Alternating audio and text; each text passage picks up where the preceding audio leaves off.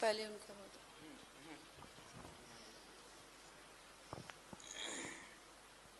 नमस्ते आचार्य जी, मैंने प्रश्न किया था कि हाँ जी, मैंने प्रश्न किया था कि हनुमान जी का मतलब मेरे साथ जो है, मैंने महसूस किया अपने जीवन में उनकी तरफ से मदद आती है। वैसे मैं पूजा रोज नहीं करती हूँ, पर मेरा प्रेम है उनके प्रति। शिव और माता, ये तीनों, अब जैसे मैं ध्यान करती हूँ तो मुझे ये है कि मैं इनको भी ना छोड़ूं, हनुमान जी को भी ना छोड़ूं। सांसों पर सिर्फ ध्यान दूंगी तो वो छूट जाएगा। तो मैं कंफ्यूज थी इस चीज को लेकर कि उनको अलग अलग दो चीजें की जाएं।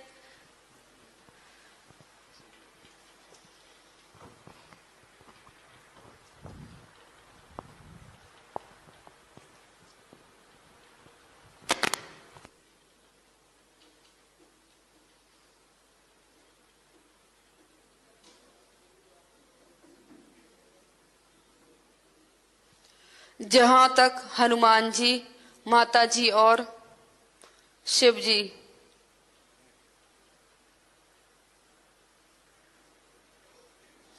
के प्रति अपनी श्रद्धा की बात है, तो श्रद्धा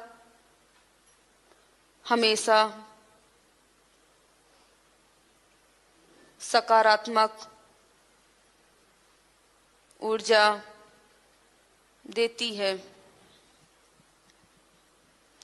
जहां तक हनुमान जी, माता जी और शिव जी के प्रति अपनी श्रद्धा की बात है, तो श्रद्धा हमेशा सकारात्मक ऊर्जा देती है।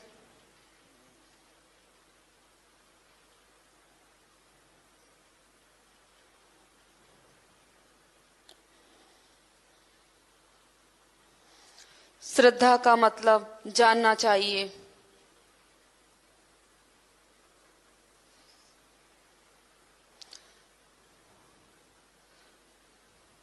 श्रद्धा साधारण शक्ति नहीं है।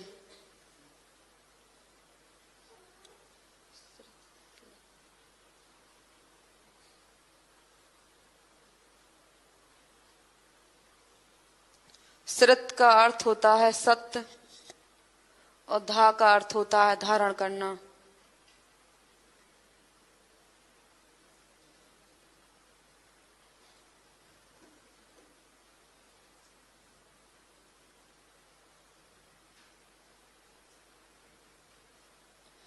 वह शक्ति जो धारण करती है, वह शक्ति जो सत्य को धारण करती है, श्रद्धा कहलाती है।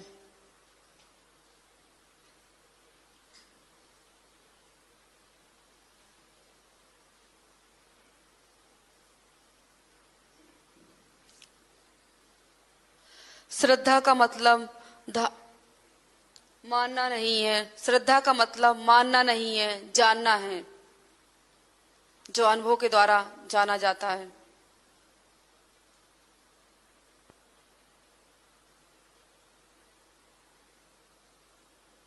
अपने को उनके प्रति समर्पित करना है।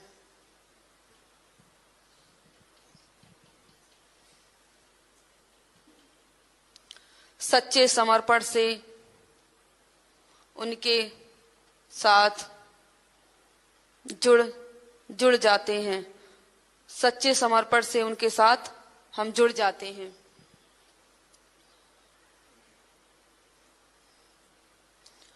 जुड़ने से उनका करंट आशीर्वाद के रूप में हमें मिलता है। जुड़ने से उनका करंट आशीर्वाद के रूप में हमें मिलता है।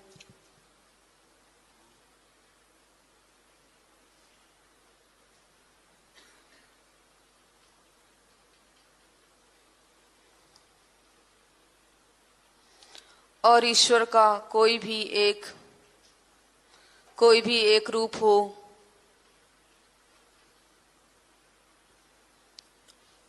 उसी में सारे रूप छिपे होते हैं। और ईश्वर का कोई भी एक रूप हो, उसी में सारे रूप छिपे होते हैं।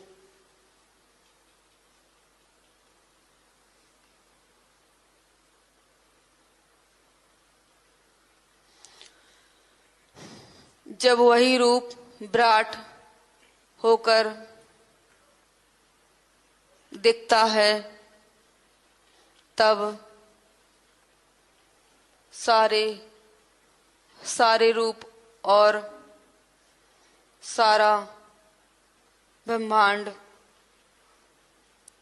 उसी से प्रकट होने लगता है, उसी से प्रकट होने लगता है।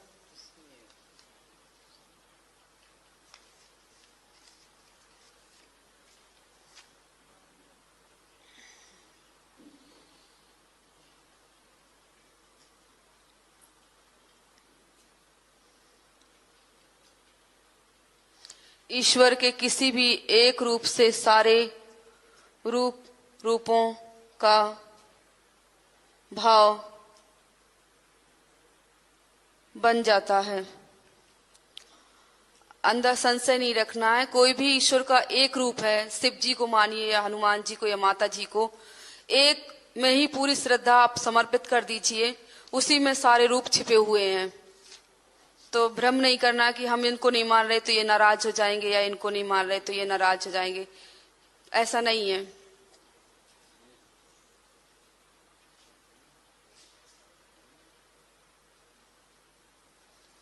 उनको छोटा मत मानो, मनुष्य की तरह नहीं है कि यदि हम उनका सम्मान नहीं कर रहे तो वो नाराज हो जाएंगे।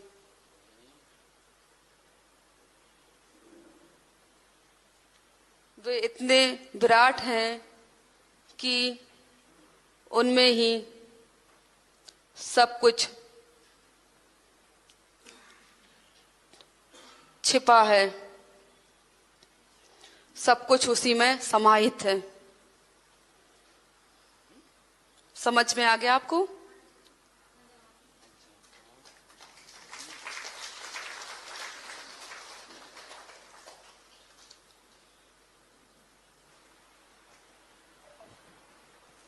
और श्वास प्रश्वास के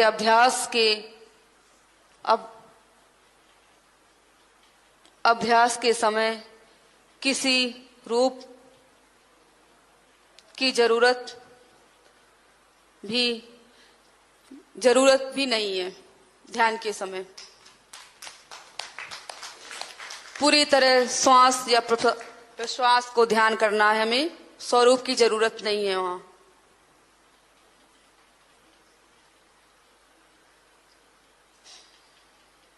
कहां से श्वास आ रही है, कहां जा रही है, उसी में मन को बैठा दो। उसी में मन को बैठा दो। श्वास को ही देखना है कि कहां से आ रही है, कहां से जा रही है।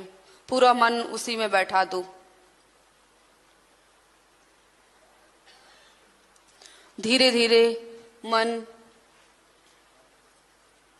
शांत होने लगेगा। फिर धीरे धीरे मन शांत होने लगेगा।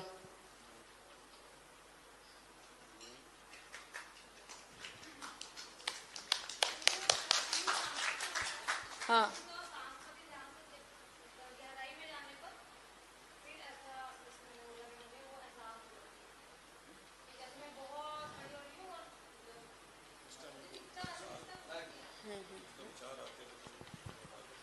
स्वाभाविक है वो तो आना।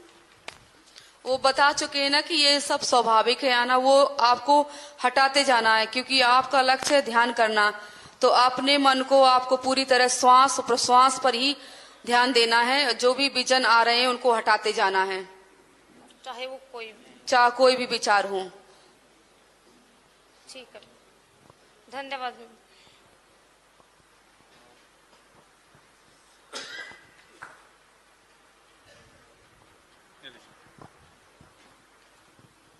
बीच बीच में सत्संग से शंका का समाधान भी करते रहना है। बीच में जो आते हैं ना शंकाएं, बीच में उनका समाधान भी करते जाना है। संशय का हटना बहुत जरूरी है।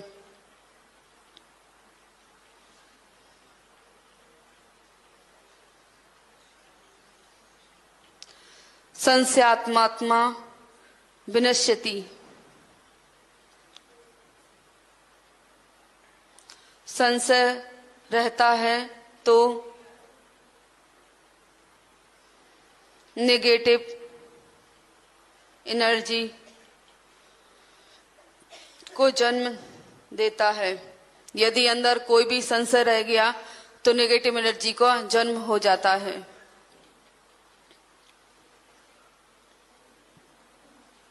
वह हानिकारक है।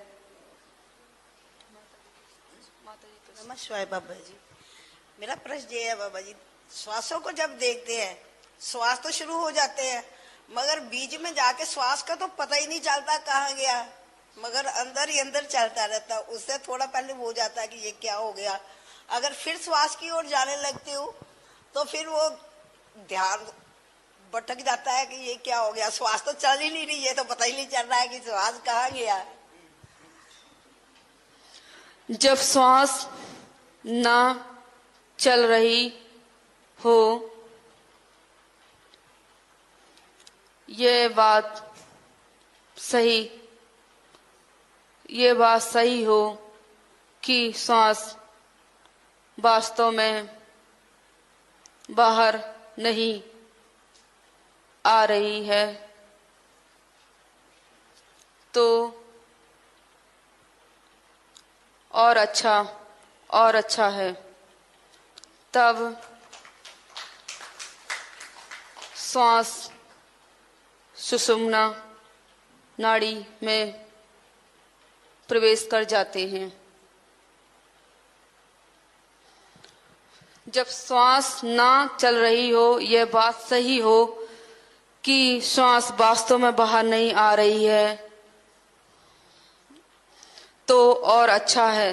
तब श्वास सुषुम्ना नाड़ी में प्रवेश कर जाती है। अच्छा है आपके लिए। ये मेरे को एहसास होता है कि पूरे चक्रास में कहाँ से बहुत ज्यादा हीट निकल रही है, कहाँ से कम नहीं है, पर बॉडी से पूरी से हीट निकलती है।